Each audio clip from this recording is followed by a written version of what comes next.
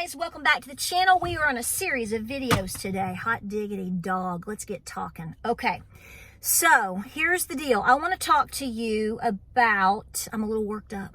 I'm gonna turn on a little air conditioning. I want it to be a little airish in here. Needs to be a little airish. Somebody's like, what is she talking about? Hey, Jeb, come in here. She's talking like you. What is she talking about when she's talking about it being a little what'd she say? Irish? Did she say Irish? What is she talking? Jeb, you're going to have to talk to us about this. Right? So here's the deal. So I've taken notes. Lots and lots of notes today and let me tell you why. I was listening to a video, it's been a couple of days, and listen, I'm going to say right now, this person I listened to, I've never mentioned this channel before, so you don't know who I'm talking about. And overall, I think this person is extremely knowledgeable and very impressive with the information that they give. But there was a statement made the other day, and I sort of was like, what? So because I'm still subscribed to this channel and I respect this channel, I'm not going to say which one, but I do have a point that I want to make to you guys through my own way, to basically kind of go against what was said here. I don't think the person fully grasps, because they don't garden. Okay. They don't have a farm and they don't garden. Okay. So, I think that alone, they're kind of more caught up in the business aspect of things, financial aspect of things. And like I said, I've never recommended this channel to you, so it's nobody I've talked about before. But in this conversation, they were talking about a deep recession or a potential depression. And I'm generically paraphrasing what was said. And basically the comment was, you're not going to have to garden. If a true crash happened and hard times hit, which we all know the average time span, if we look back, if you're talking about something like a Great Depression, I mean, guys, you're talking about that could take 10 years to pull out of something like that. When you fall into that form of incredible despair in terms of an economy, that's not something that turns around by next quarter. The reality is when something like this is actually declared, well, first of all, they're going to lie to you. Okay? So they're going to lie to you and they're going to say, what are you talking about? Well, there ain't nothing going on. You crazy. They want to make you think nothing's going on, right? Which you all are smarter than that. You know the deal. You know the thing.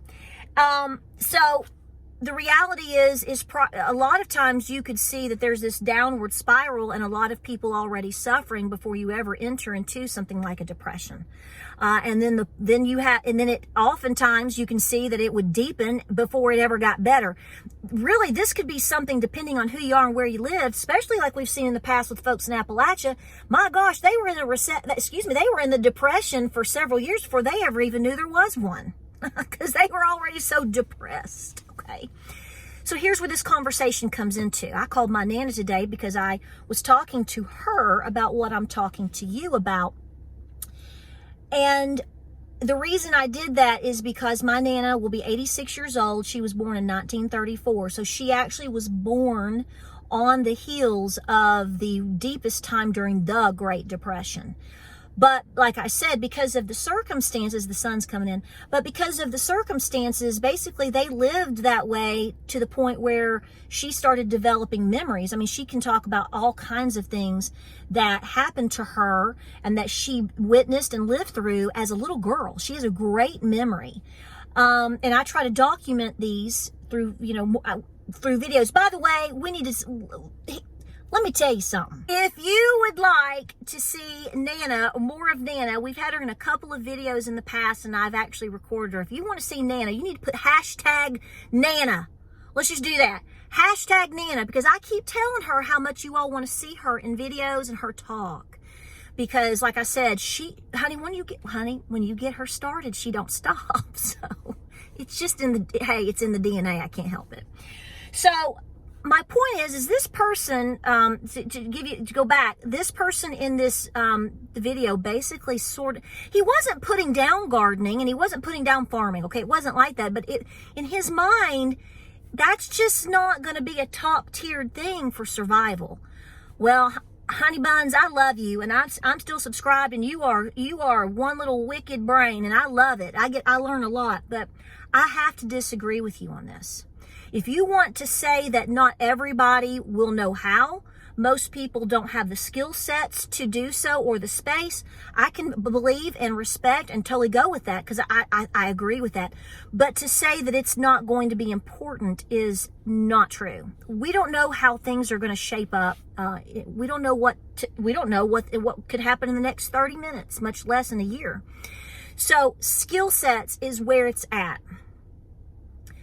Even if you truly never have to depend upon heavy gardening or farming, in a sense, for survival, you can thrive off of the Piggly Wiggly, then, don't worry about it, right? But to not have the skill sets and some resources to help you or to help your family or a community that you're in that will most likely have to. What I'm trying to tell you is the more you know about gardening and farming, and the more that you have in terms of resources such as books, seeds, tools, etc., folks, you are making yourself an incredible, important, valuable person and asset to a community. So I called my Nana and I was talking to her about this, and every time that I call and speak with, let me move my phone here. Every time I call and speak and talk with my Nana about these things, I get a different little perspective, a new tidbit of information to the entire story, which is fascinating to me. And most of it I've heard, but then you go, now you've never told me this part. You know what I'm talking about? So I wanted to talk to you and tell you straight from the horse's mouth about how an Appalachian family that lived together, literally multi-generational. My family really never got away from that until basically the time in which, like, my mom was like an adult. And even when in my family, when I was a little girl, I can tell you with my mom's family, who I'm very close to, even though we might have lived in different houses, we all leaned on each other so much. Like, you've heard about my great grandmother, my Nana's mom and grandmother, both practically raising me. So we didn't necessarily live in the same house, but guess where I was every day, because that was my babysitter. But my Nana lived with her siblings, her parents, and her grandparents in a 2-bedroom little house in West Knoxville, because they had moved to West Knoxville when West Knoxville was nothing but farm. Okay, she was born in a log cabin not far from Kingston Pike, if you know where that is. Okay, not near Farragut. Okay, near Concord, near the Costco. There was no Costco. So I asked her, I said, what are some things that you remember? I told her the scenario. I said, so what did you see your grandmother doing? We can guess at obvious ones, or granddaddy, who was in World War I. He was at Camp Gordon in Georgia. And, we know that they were farmers. We know that they were poor. We know that they didn't basically get past like 7th grade education. They could read and write, but that's about it. It didn't get much further than that. But they survived all of these times, and they lived a long time, and they raised all these grandbabies. So what were some of the things? She said, well, her grandmother stayed home while the men worked and her mother worked. They went and got jobs. They all had to work because they didn't have any money. And so they all had to work, but the grandmother stayed home all day. She was the housekeeper, the child rearer, and she did all of these things. And she wants me to express to you, and she wanted you all to understand that my great-great-grandmother, her grandmother, this is my Nana speaking, she only cooked on every day of the week but Sunday. She only cooked 1 meal a day. And I said, she said, we would have 1 meal a day cooked with 1 vegetable. And I said, okay, let's backtrack that. What do you mean? She said, well, Granny would cook basically 1 vegetable. And that would be, depending on the day or if we were home, she would cook it 1 time. So if you came home for dinner, which would be lunch, she said you might have, typically it was either potatoes, it was either corn, or basically corn and potatoes was the biggie. And she said that, or pinto beans. Pinto beans. Those were the three, that's the rotation, depending on what you had. Those were the three biggies. She said, now we always had cornbread with that. She said, but we didn't have that for dinner or lunch and then have something different for supper. That's not the way that it rolled. She said it would literally be, Granny would cook one thing for lunch, dinner, and then she had made enough to hopefully it would carry you over into supper time. And I said, well, now what about your situation in terms of breakfast? She said, if we had breakfast, she said it was simply biscuits, plain biscuits, and gravy. I said, sausage gravy? She said, no sausage gravy. We didn't, she said that's not how we used our, sausage was too special. Sausage was too important. And so you just have simple milk gravy from the cow that Granny milked. That's it. She said that was it. And it didn't get any more special than that. And she said that if you want it, they got, like I've told you before, they got 1 cup of sugar a week to ration. So this is getting into talking about rationing. And they would make a cake or some cookies. Now, if they got a sweet tooth, they might get lucky enough to have oatmeal for a dessert. And that's about as special as it got. She said Granddaddy only had chickens and would kill hogs. There was no beef. She said we did not have beef. There was no such thing. There was no such things. And she said everything was so important that it was only used as far as a meat product, besides eggs. She said it was only used on Sundays because you always anticipated the preacher coming. I said, she said, yeah, we only Sundays. She said, we might have a chicken, we might have some ham or something. She said, because we had to save everything for the whole year through, or from time to time, or whatever. She also mentioned how important it was to make your own clothes. Now, this is something that I'm not good at. Now, I'm not even going to try to pretend about it because I've said before, I can't sew worth a flip. That is a hole in my preparedness lifestyle. Don't deny it. I can get here and run with a cow and a bull all day long, but I need to work on that. I know that. But she said that was another important point. She said they made their own clothes. She said, your granny, when she even died, I didn't know this till today. She said if they didn't make their clothes, they had friends in the community that were really good, like a seamstress that could help with things. And my great grandmother, when she died, actually had a dress made by this old seamstress that was alive back when my grandmother was little, and had a dress made. And it was so special that she had it put in a box and she had it reserved even for when she passed, to be buried in. So this is how important these things were to these generations.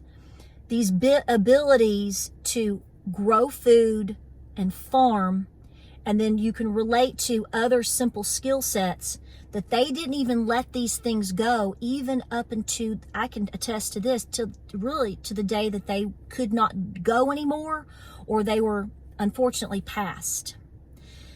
You need to ask yourself if you truly believe that the Piggly Wiggly is going to be around for you should things get really, really hard pressed.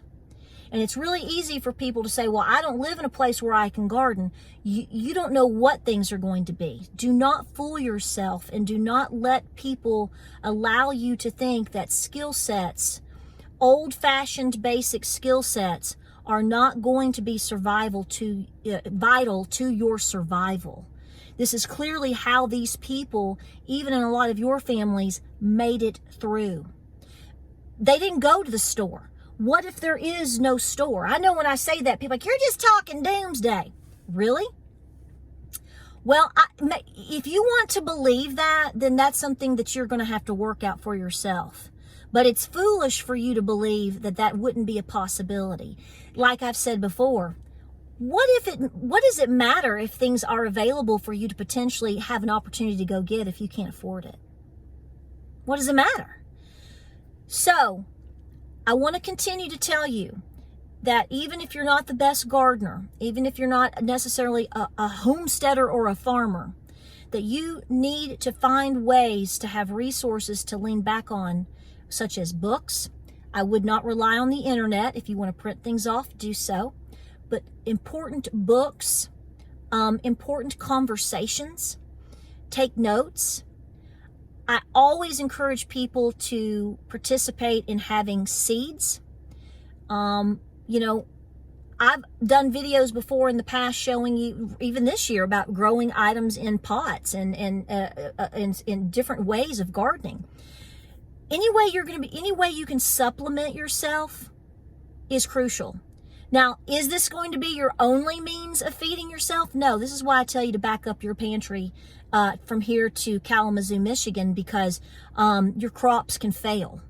So understand, I'm not telling you not to prepare. I always say, never turn away an opportunity for food. My Nana will tell you the same. But there is something very important about people that have the skill sets that our great-great-grandparents had. Because you never know if you're going to be living in a time period where people are absolutely, your family, your friends, your community, will be 100% leaning on you for your knowledge. Knowledge is power. Knowledge may end up being nothing more than nourishment, but that is how they survived, which is important in case it's your way to survive too. I've got some buddies over here. Guys, we appreciate you being here. Do not stop preparing. Do not stop being busy. Do not stop getting items that you need as you can get them. Slow and steady wins the race. I agree with that. But in terms of your knowledge, and I'm guilty too, keep going for it. Any which way you can, because it all matters. Like, subscribe, and share. I hope you like this video today. Make sure that you hit that like button. And guys, we appreciate you being here all the time. Stay busy. We'll see you on the next video.